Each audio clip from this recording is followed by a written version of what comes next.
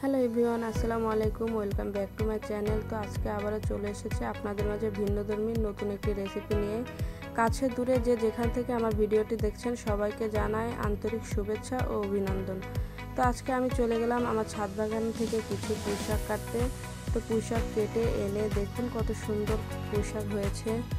তো চলুন কথা না বাড়িয়ে আমি মূল রেসিপিতে চলে যাই। ফার্স্টেই আমি পুঁইশাকগুলোকে কেটে ধুয়ে পরিষ্কার করে রান্নার জন্য প্রসেস করে নিয়েছি।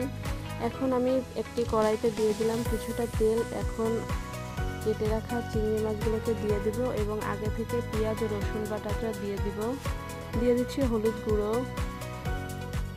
এবং কিছু কাঁচামরিচ কুচি ও স্বাদমতো লবণ। এখন এগুলোকে আমি খুব ভালোভাবে কষিয়ে তেল উপরে উঠে আসা পর্যন্ত কষাবো এবং পুঁইশাকের ডাঁটগুলো এবং কিছু আলু দিয়ে দিব, কারণ এগুলো একটু সেদ্ধ হতে টাইম লাগে, যে কারণে আমি এগুলো আগে দিয়ে দিচ্ছি।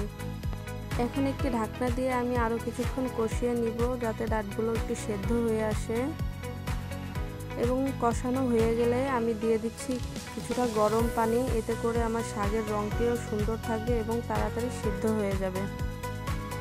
তো পানিটি বলক আসলে আমি কেটে রাখা শাকগুলো দিয়ে দিব। এখন আবার একটু ঢাকনা দিয়ে ঢেকে আরও কিছুক্ষণ রান্না করব যাতে শাকগুলো একটু সিদ্ধ হয়ে আসে। এভাবে ঢাকনা দিয়ে আমি আরও কিছুক্ষণ রান্না করে নিব। তো ভিডিওটি না টেনে শেষ পর্যন্ত দেখতে থাকুন এবং আমার ভিডিওর যদি কোনো অংশ আপনার কাছে ভালো লেগে থাকে তাহলে অবশ্যই একটি লাইক দিয়ে দিবেন এবং চ্যানেলটি সাবস্ক্রাইব করে দিবেন। দেখুন আমার শাক এবং ডাঁট সব কিছুই সুন্দর সেদ্ধ হয়ে গেছে এবং আমি যতটুকু ঝোল রাখতে চাই ততটুকু রেখে আমি একটি বাটিতে সার্ভ করে নেব। তো দেখুন আমার শাকটি কতটা লোভনীয় হয়েছে। তো আজকের ভিডিওটি এ পর্যন্ত। সবাই ভালো থাকবেন, সুস্থ থাকবেন। দেখা হবে অন্য কোনো ভিডিওতে। আল্লাহ হাফেজ।